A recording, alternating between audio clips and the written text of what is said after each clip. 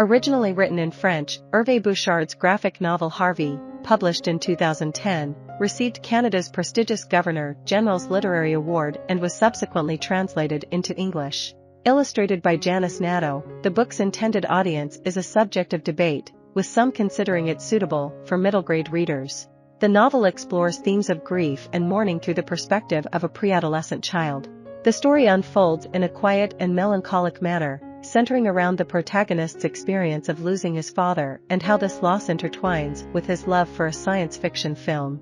The book opens with evocative imagery, painting a picture of a small Canadian town in the mid-20th century during the waning days of winter. Harvey, the narrator, provides an overview of the story from a detached perspective, stating, "This time of first spring is also the time for the races in the gutters. And it's also the time when Canton and I lost our father Bouillon. And it's the time when I became invisible."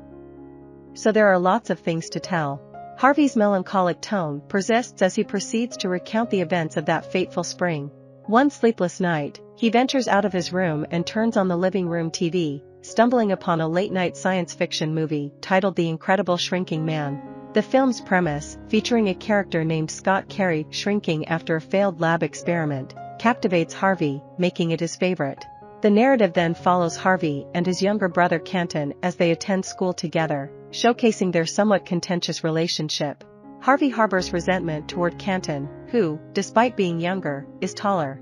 The two boys live with their father, Bouillon, and their mother, who dislikes the cold weather and habitually criticizes everything that annoys her. After school, Harvey, Canton, and their friends engage in playful activities on the slushy streets. In a playful moment, Harvey and his friends race toothpicks along the melting snow rivulets, each representing Scott Carey, the character from The Incredible Shrinking Man whom Harvey imagines sitting on the toothpick. Harvey's toothpick gets trapped momentarily against a piece of ice, but eventually continues its journey down the gutter, falling into a sewer grating and disappearing, a symbolic foreshadowing of the transitory nature of everything in life. When the brothers return home, they find a somber crowd gathered around their house. Their father has suffered an unexpected heart attack and passed away.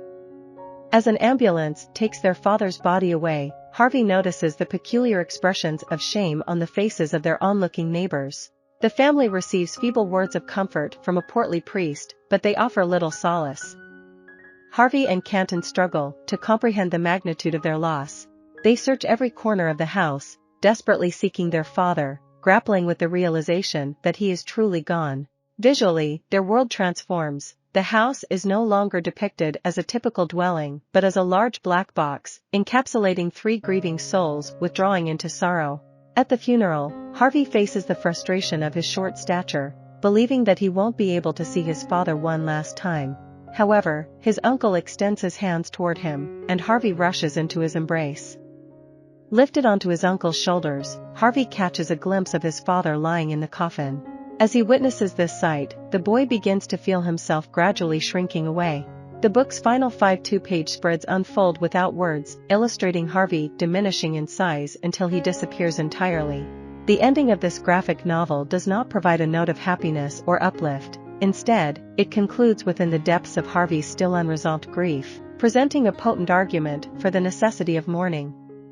The illustrations in the graphic novel harmonize with the melancholic and unhurried tone of the story. A subdued color palette dominated by browns, grays, and ochres creates an almost sepia-toned atmosphere.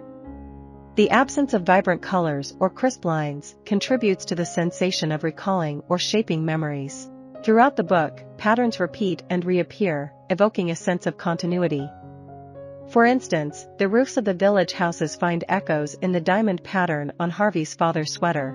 Later, these diamonds ascend, seemingly representing his essence departing, and ultimately converge into a starburst with a vacant white center.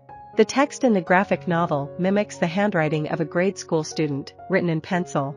Visible erasure marks and smudges accompany the meticulously formed letters, reflecting the earnest efforts of someone striving to write neatly. I hope you enjoyed this video. Leave a like if you did, and be sure to subscribe. Thank you.